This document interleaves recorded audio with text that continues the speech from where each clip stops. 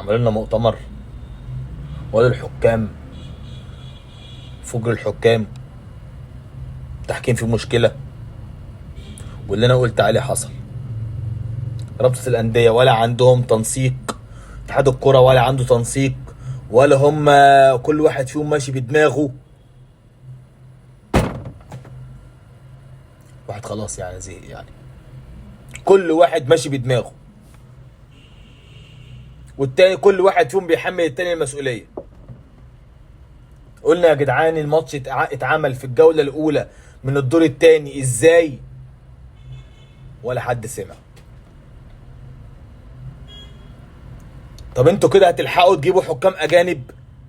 لا طبعا.